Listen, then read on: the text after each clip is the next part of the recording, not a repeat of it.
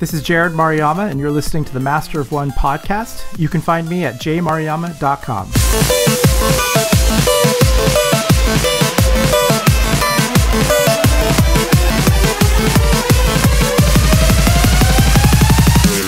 Welcome to another episode of the Master of One podcast, the podcast that once got voted most photogenic in a mall beauty pageant.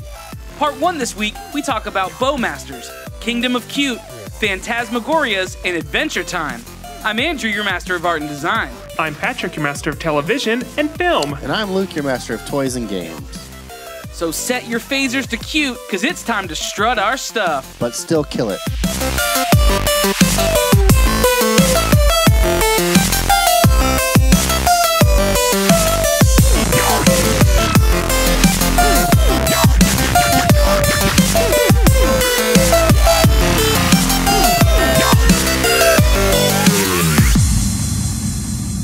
We like to kick every episode off by going around the table, which is where we talk about something new, fun, and noteworthy about our weeks.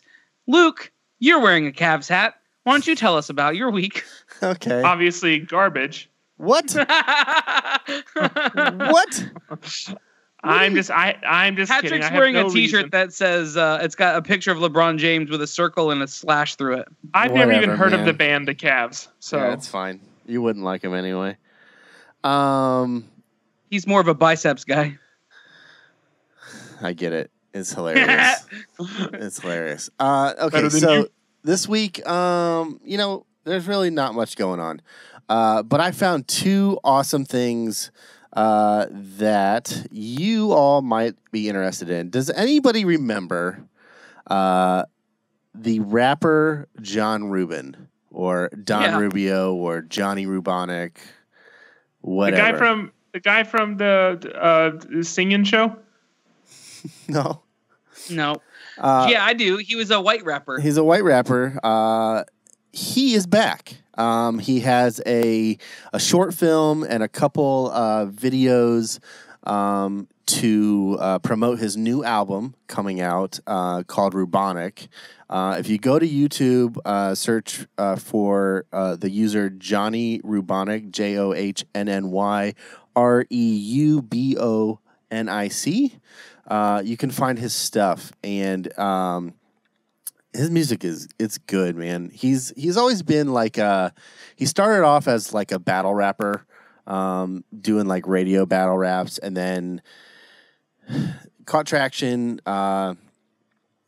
Was like in the Christian music scene for a long time, and then kind of went away to do his own thing, started getting into making movies and stuff like that. But now he's back with a new album, and it's good, it's mature, it's the beats are different. I mean, it's still hip hop, it's still rap, but the music is, and he's always been a guy that's more focused on like all his beats can be played like he travels with a band. He always traveled with a band and had live musicians on stage. But this even more lends itself to it. But the visuals that he has been able to get with this Nathan Corona, Dust Brand Films, he's been working with him on the short film he did that's kind of like teases some different cuts from the album, and then 2 music videos that he's released. They're all kind of in the same theme. And, man, the visuals are great, and the audio is awesome. So check that out if you know who that is, or if you just like hip-hop, it's good. And then he's hoping to spread it like the bubonic plague. Okay. I've been waiting to say that since you said bubonic. Okay, great. I'm glad it worked out for you. The second thing is I still think that was strong. This documentary called The Wizard Oz, put out by Animal, which is a studio based out of Pennsylvania. They did, Danny Yord produced and directed it. He's the same guy who worked on Blood Brothers, which is another documentary from a couple years ago about a guy that works with children. I can't remember where it's in another country, but it's won all kind of indie awards. A lot of the same crew are on this one. It's about this guy named Oberon Zell Ravenheart, who is known as Oz. He's a self-described wizard who created a life for himself, truly stranger than fiction. And it's just this. It's like 23 minutes about this guy who started off kind of like in the hippie phase and got into all this like kind of like pagan religion stuff, and at one time was like breeding unicorns, which was like goats with horns on their head, like actual real horns. They were in the Ringling Brothers Barnum and Bailey Circus. And he's done just kind of all kinds of crazy stuff. And it just is the story of this guy, and you get a little glimpse into his life and what he's doing and what he has done. And it's just one of those. First of all, it's great. Like, it's shot well, it's edited well, the soundtrack is great, the production value is just top notch. Animal always kills it. John Pope is a cinematographer, and he does great stuff. But this guy's story is it's nothing like totally make you think differently about anything, but it's just this glimpse, the 23-minute glimpse, and just a really interesting character. And it's worth a watch. You can find it on Vimeo right now. It's called The Wizard Oz. It came out 2 weeks ago. Just seeing the openings, like there's like a screen cap of just the guy's face, like leaning in. Yeah, that's enough to make me want to watch it. Oh, dude, it's just great. Just that one image. Yeah, I will say, I mean, there is some language in it. There's some like nudity in it because it's covers from like the hippie movement and has some like old home movie like kind of style footage. And so if that stuff offends you, just be warned. But man, the visuals are great, and it's a really cool peek into a cool character. So those are my two things for the week. As long as it's just male nudity, I'm fine with it. Okay, it's not. I can deal with honestly, hot dogs. He prefers it, honestly. Okay. So. I mean, I think speaking of hot dogs, the latest. I'm just taking it. I think Andrew and I were gonna. Cool. Have a bit of a discussion, Luke, if you just want to leave. Okay. The latest episode of Silicon Valley has just come out 2 days ago, and there's an app that they talk about it. Don't spoil it because I haven't seen it yet. Okay, so I don't know how to. Can I say the name of it? You already know that you saw last week's. You know that they're working on, like, Jin Yang had an idea, the Shazam for food. Well, he didn't have that idea. You're right. Oh, well, but it was birthed out of the octopus menu thing, and then he said the idea in the meeting, and okay, that's fine. So we actually got the name of the app this week, and the app, I won't even say it. You're welcome. No, they said it in the last week's episode. They called it Seafood. Yeah, Seafood. Like SEE food. Yeah, it's the name of the company, right?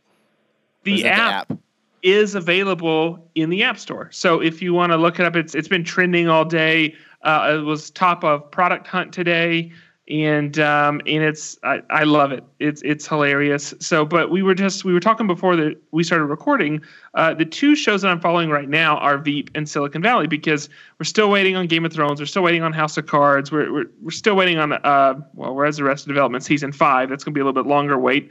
But so these are the two big shows right now that I'm watching, and I'm starting to struggle a bit with Veep, because Veep seems like very densely packed, quick, crude humor, but it's a bit overwhelming because there's so much of it.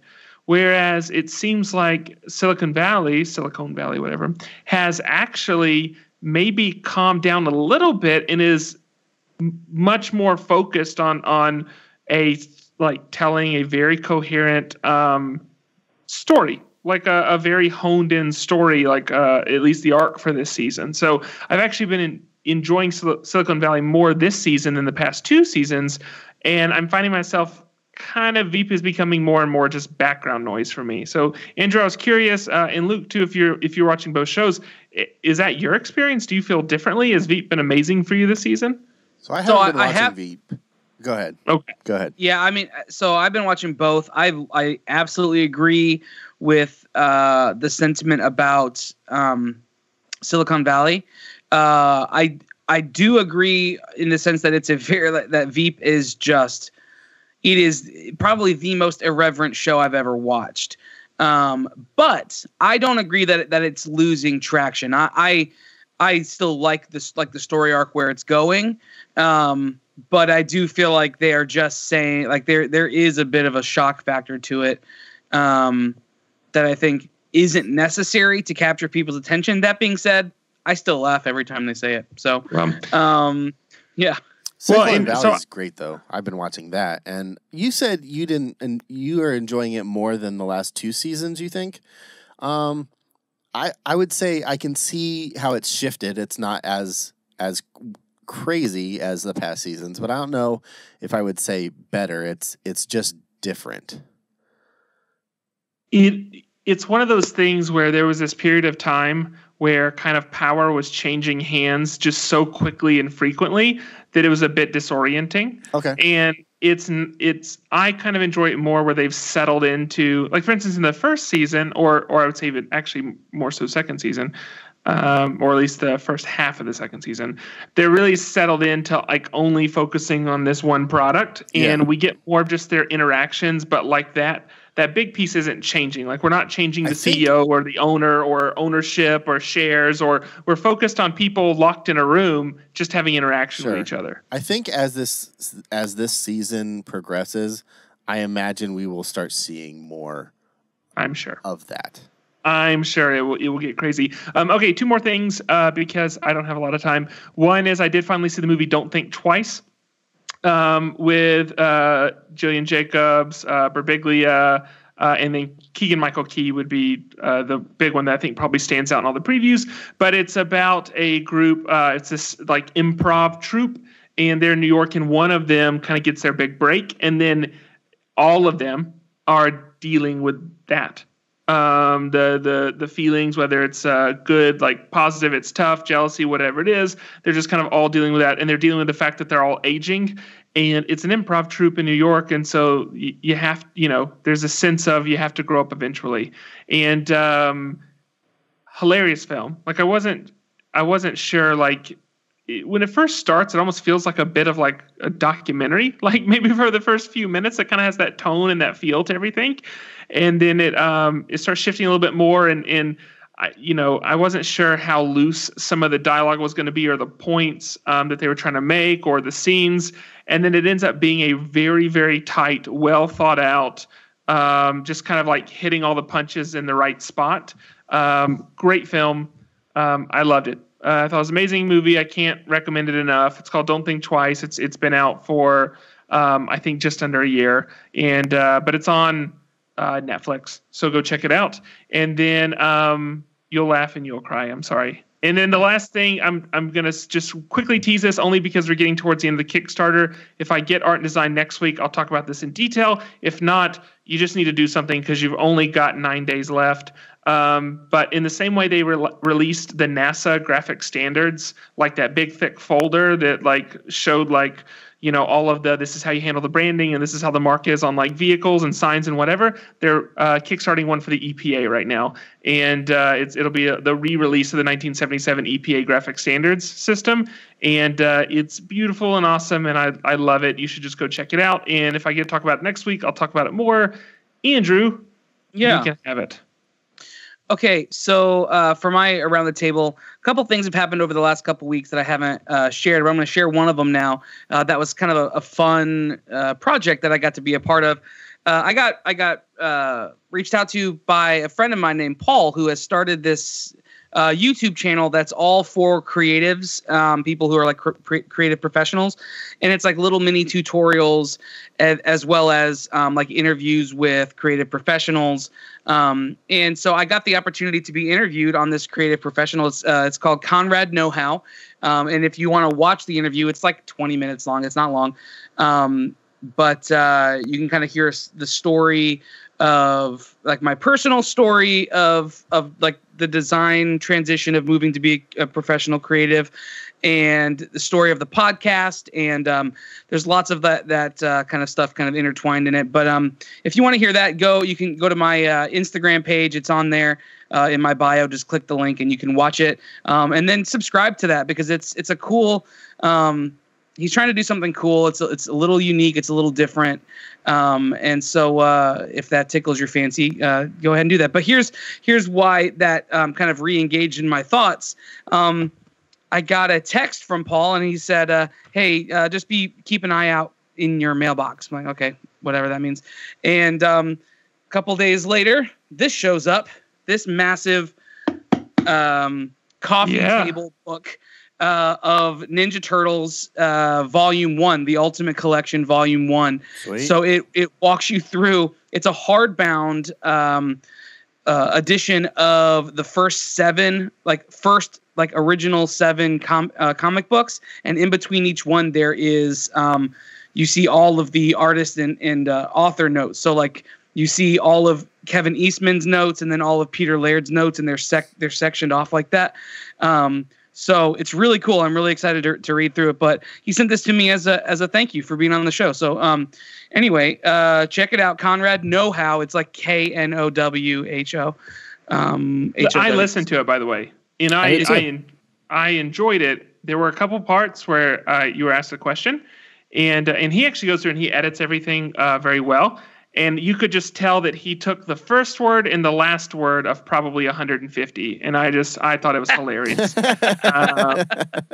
Yeah, I think we talked for 45 minutes, and he boiled it down to like 20, 21 or 22 or whatever it is.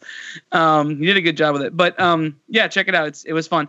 And then I live in San Antonio, so I get the privilege of being close to Austin, where Mondo Gallery is.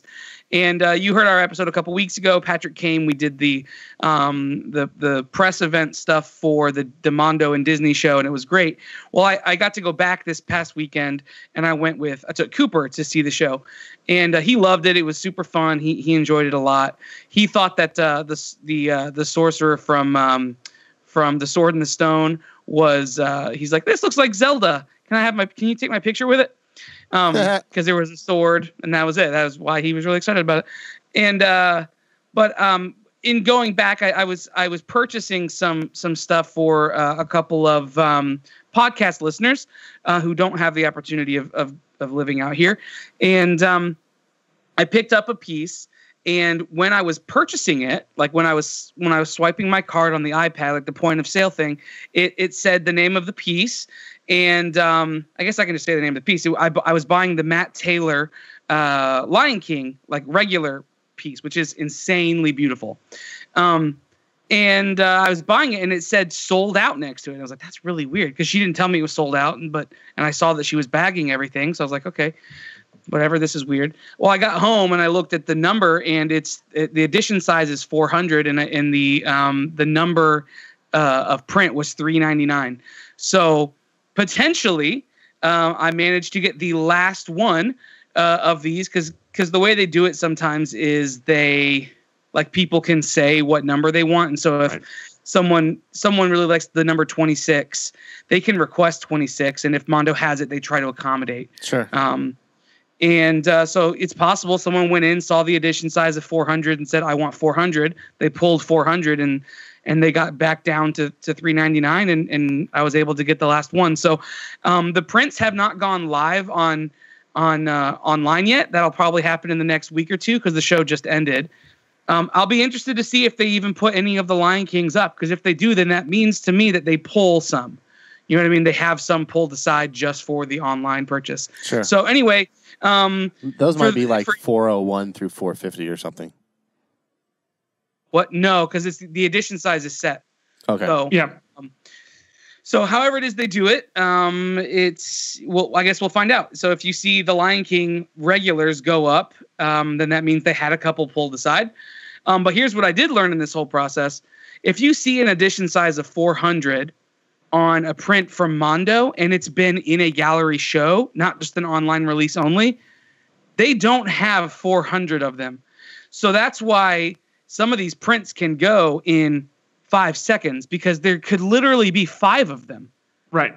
And so someone feels like 400 sold out in 3 seconds, and all these bots are doing this, and the reality is there are only 5 of them anyway. It's possible that there's only 5. So for you who got the potentially last Lion King piece, you know who you are. Congratulations! It's in the mail. It's on its way to you. So it was just a cool experience to be able to. And hope is not lost. Like if you're sitting here going, "Oh, I wanted that one," and the artist will get a piece. So just go ahead and email your favorite artist and ask them when their APs are going to drop, and just let them know you want one.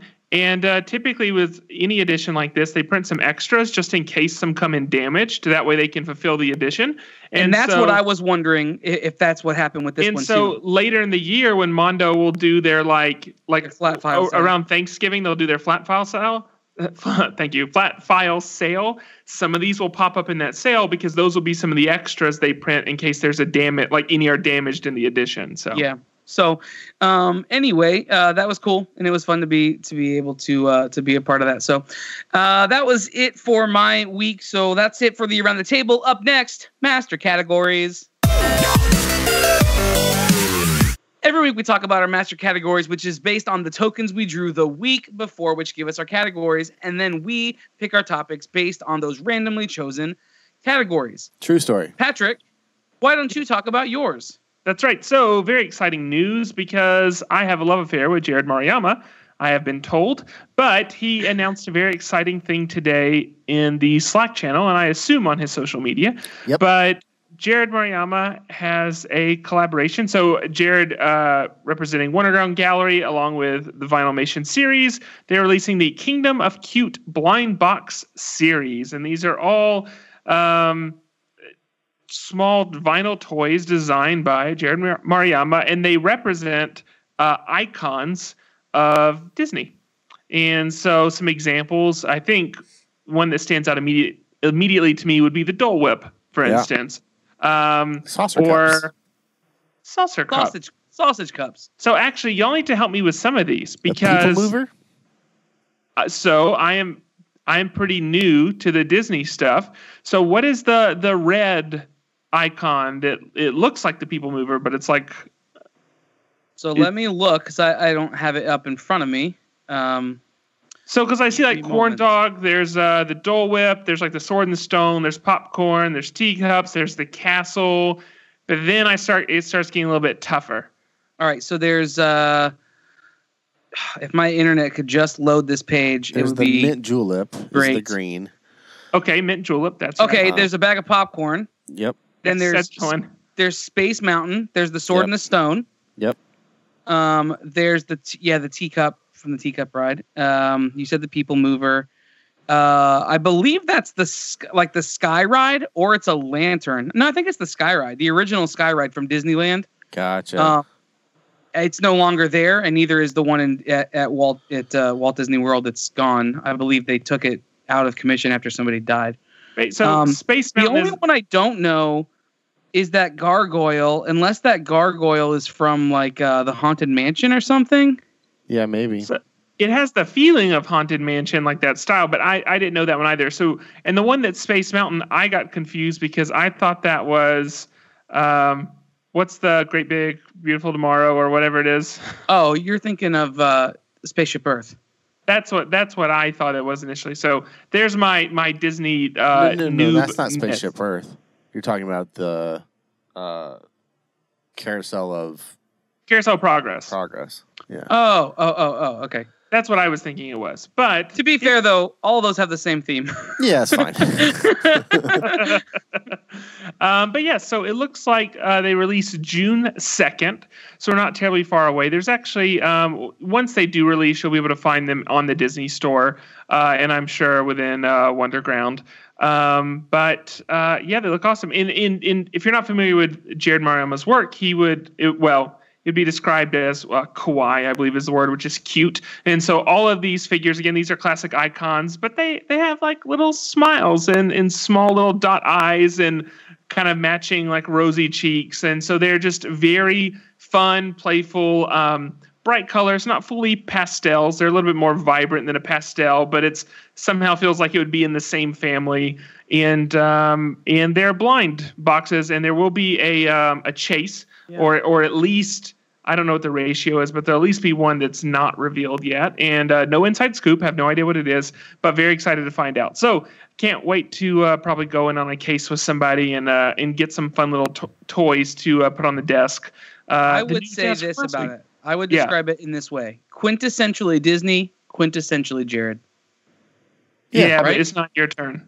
Okay. So I would describe it as quintessentially Jerrod, but also quintessentially Disney. So, thank you. All right, Andrew, it's your turn. It's beyond germs. All right, so I got TV and film this week, and Kingdom of Cute. Yep. I just want to make sure I really reiterate the name of it. It'll be in the show notes. Go ahead, Andrew. And so because I started off to I had a category in mind, or I had a topic in mind, and I started watching the show. And as I watched it, I realized I needed to actually counterbalance this show because it's very heavy with another one. So I'm actually going to bring two quick topics for this category.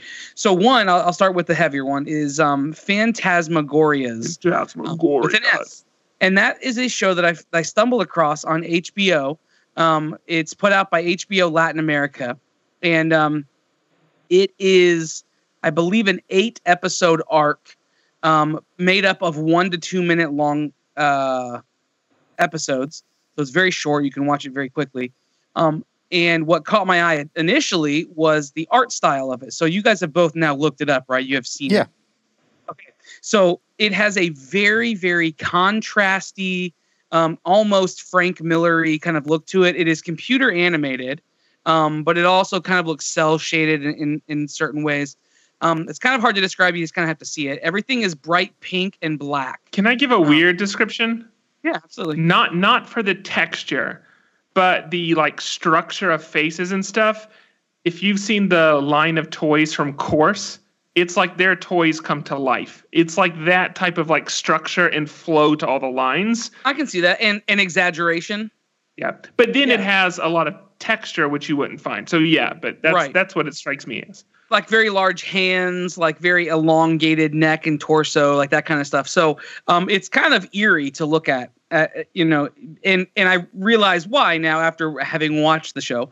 The show is based on true tales, like true folk legends and stories that have happened in Latin America, in Brazil and Nicaragua and some of these places, that are of the macabre kind of, like a very dark kind of evil or gruesome kind of thing. So it illustrates these stories, about murder and ghosts and demons and these kinds of things, and it illustrates them in such a way that they're really short stories, and it's being narrated by a main character. You never learn his name, but every story is narrated by this character. He's super creepy looking. He's always smoking, and you realize about halfway through the series, he's talking to you as a person, but then you realize halfway through the series, he's actually talking to this is a bit of a spoiler, but I don't think it's going to matter. He's talking to a person sitting in the basement with him who's tied up. And then he goes on to murder this person throughout the rest of the course of the series. So he lights him on fire. Oh. Yeah, it's incredibly dark. And I got into it, and I'm about 4 episodes in when this whole thing starts kind of unraveling. And Chandra's sitting there next to me, and she's just like, nope. Why are you watching? Like, well, I committed to watching this thing now for my category, so I had to see it through to fruition. But and I like horror movies and things. I'm good with that kind of stuff. Even this stuff made me just a little uncomfortable with how it was being portrayed. So it kind of felt like if Saw was animated, maybe not quite that brutal, but it's pretty graphic. So anyway, if that's what you're into, why is it such short? Like, why? Okay, sorry. Why so many short episodes? Why not just a short? Because they're 8 different stories. So he's telling. So there's a kind of an arc of him, which you don't know at first, but there's this guy telling these stories about things that have happened, these true stories. He said this story is true, and then he tells you where it happened and when it happened. And so it's all these little individual stories. Like one of the episodes is called "The Weeping Woman," and it's about this lady who murders her own child, drowns her own child out of like despair and stuff. And I think that one's like episode 1. And so that's why there's so many episodes. So you can just kind of watch them, and then there's an overarching story that's happening kind of in the background of it. Gotcha. So they don't need to be long. Honestly, if they were drawn out anymore, they would be less captivating because they're very, like folk stories. They're like, around the campfire. They take 2 or 3 minutes to tell, and then they're done. Sure. It's like that. So if you're into this kind of thing, check it out. The art style is amazing. I mean, I'll say that. It's very, very compelling, the way that they approached it.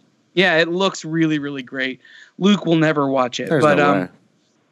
But it's cool to look at. So I'm going to shift gears from that to something way more fun and airy, and something that Luke will be able to watch and not pee himself. And that's Adventure Time. So when we started this podcast, it was this whole concept, because you might be listening to me now and be going, Adventure Time is not new. Nope. You're right. But this whole podcast was created under the guise of new and noteworthy to us, and what's new in the world to us. And I just recently, in the last week, have been turned on to Adventure Time. And I'm like 3.5 seasons into it now. This show is incredibly fun. It's put out by Cartoon Network. I don't know if it's still going. Are they still producing episodes of it? You guys don't know. I don't believe so.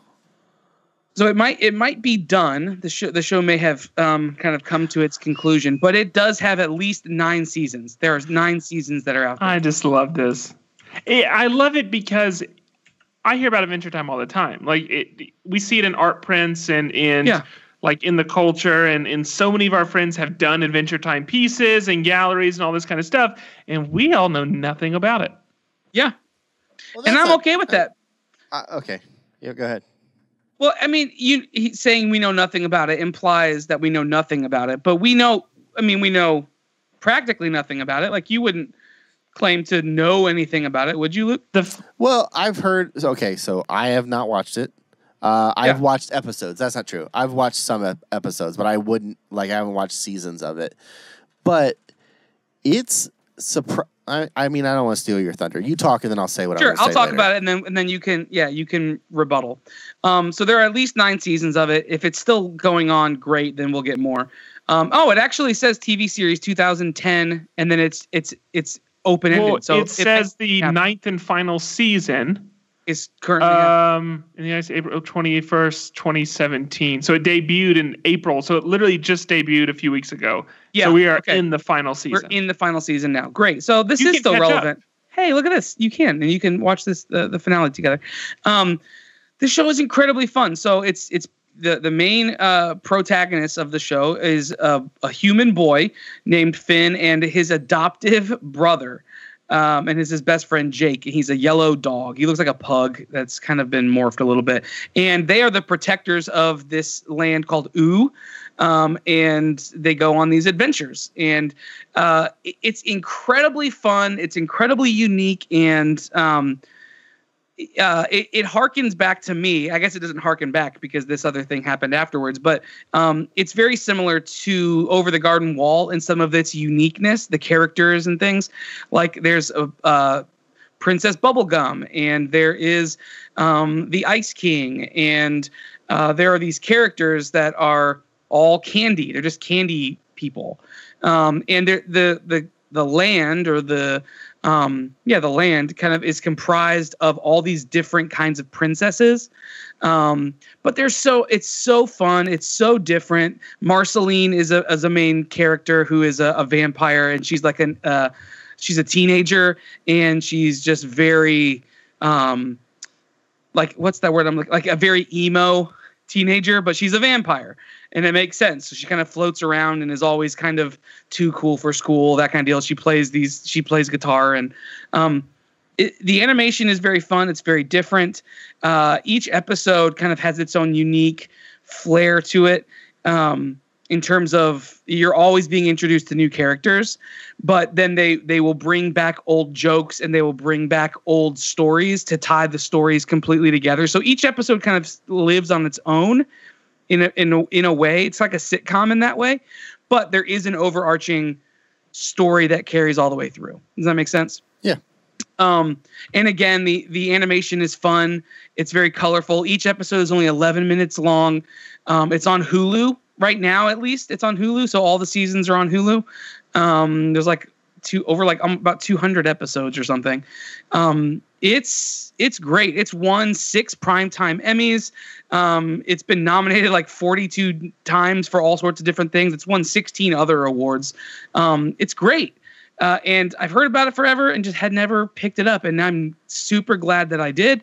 I'm kind of addicted to it right now. I want to do some Adventure Time pieces.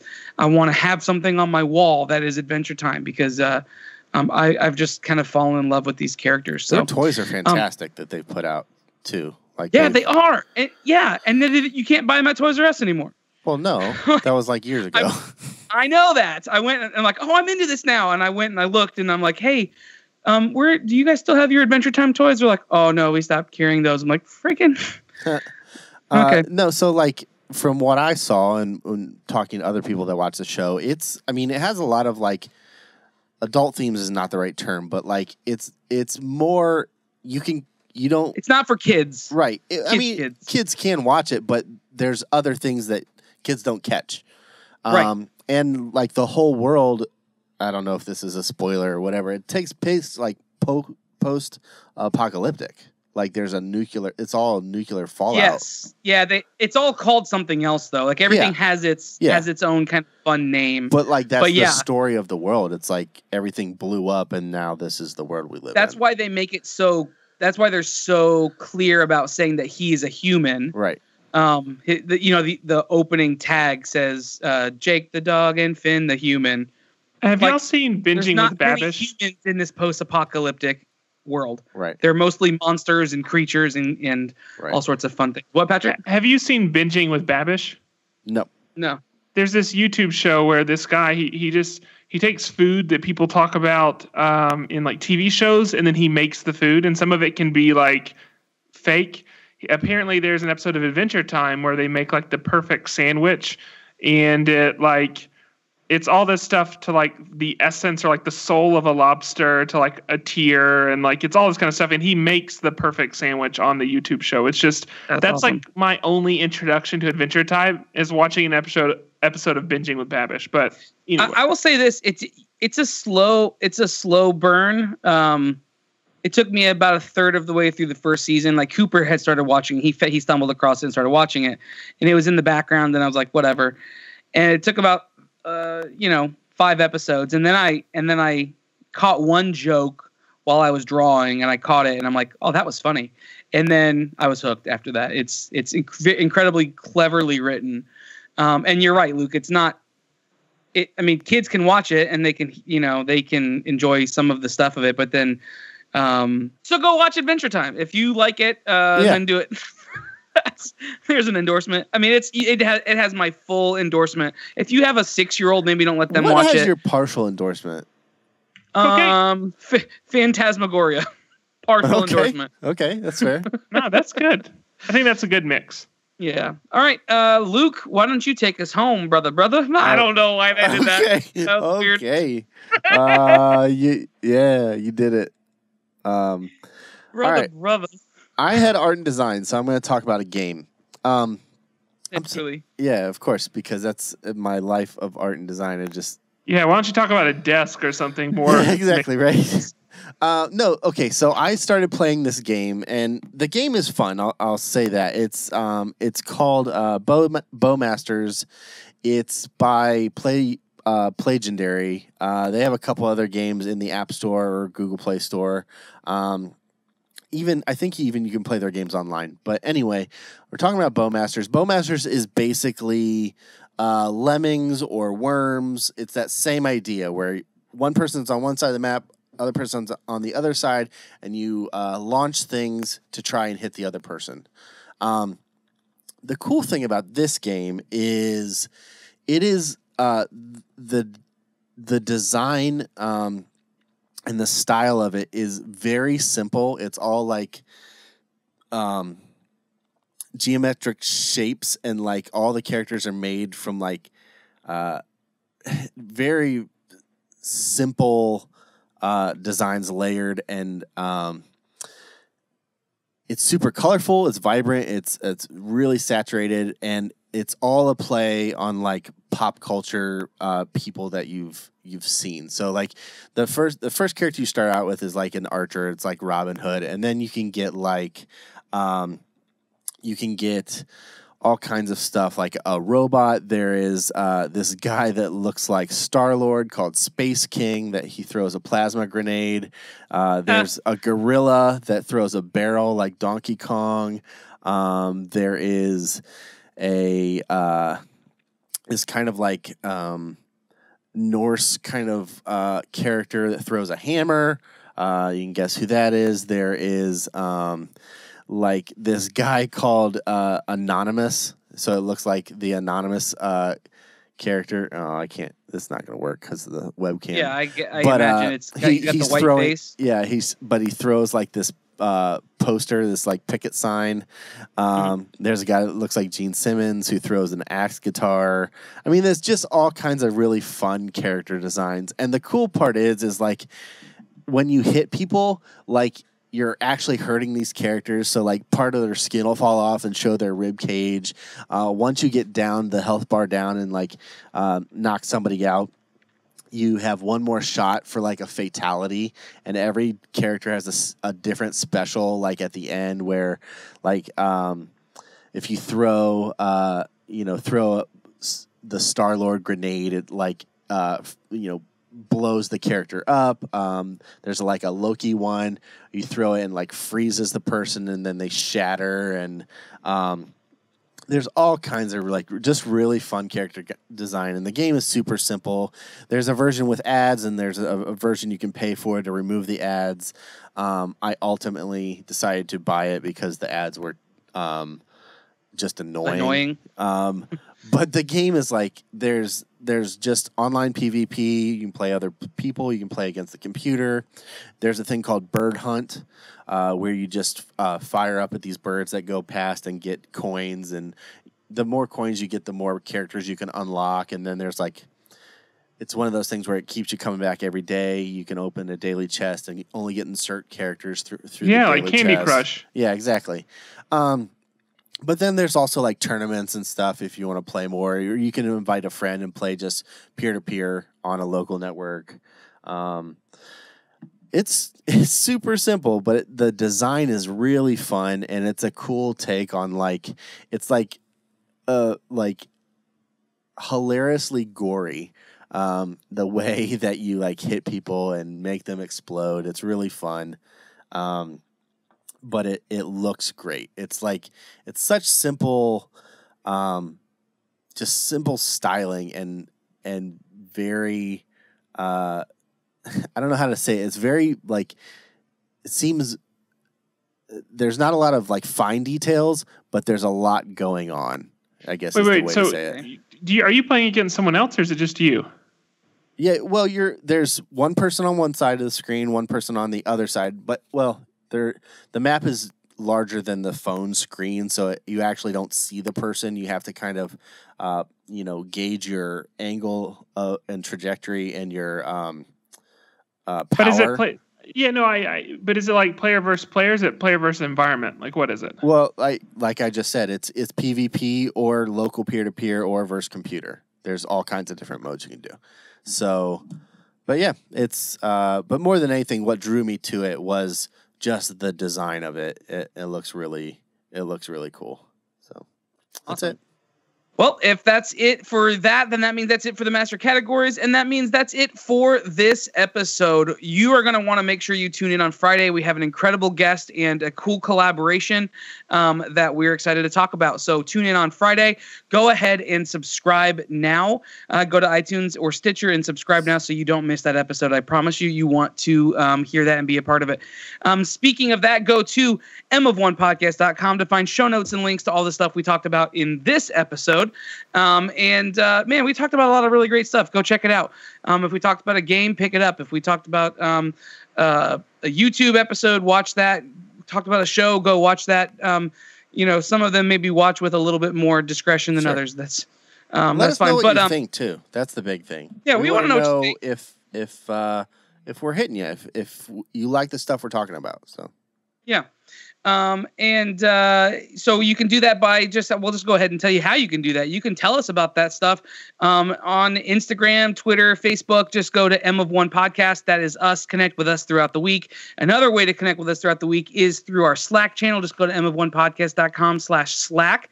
And we have about 200 people in there every day who are constantly talking, sharing ideas, problem solving together, talking about things, sharing their work. And it's just a great community. So join that community there and talk to us. We want more friends. Friends are great.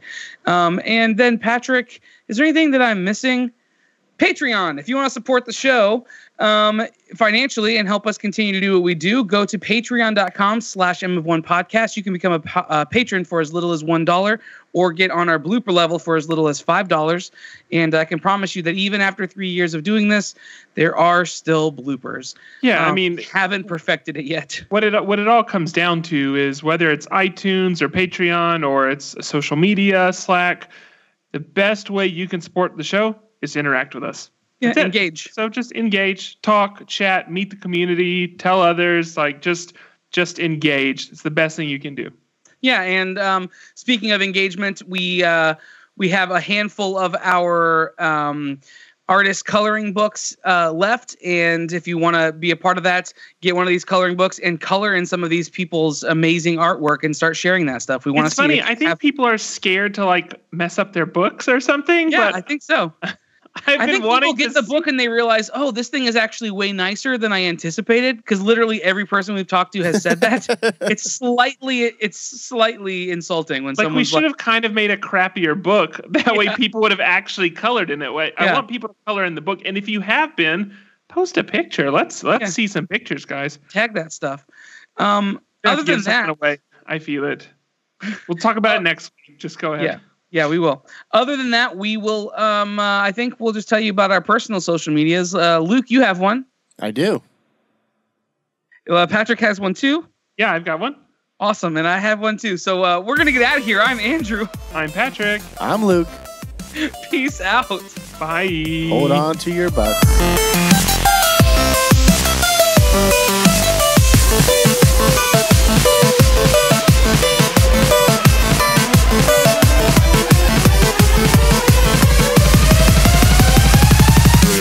I'm recording right now. This is my voice too. Listen to me as a clap for you. Patrick? You think you can record? I can record better. When it's cold outside, I like to wear this sweater. I love that the pause you took was you trying to figure that rhyme out. I know it. All right.